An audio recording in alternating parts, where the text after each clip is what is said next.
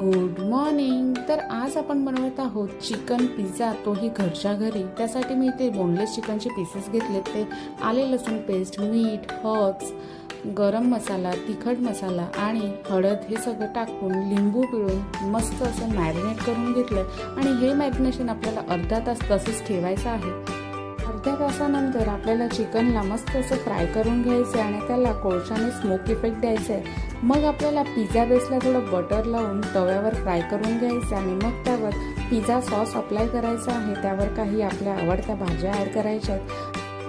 मग त्यावर तंदुरी केलेले चिकनचे पीसेस ॲड करायचे आहेत आणि पिझ्झा हर्ब्स टाकायचे आहेत. इथे तुम्ही तंदुरी पनीरसुद्धा यूज करू शकता. आणि मग त्यावर मस्त असं चीज भरभरून टाकायचं आहे.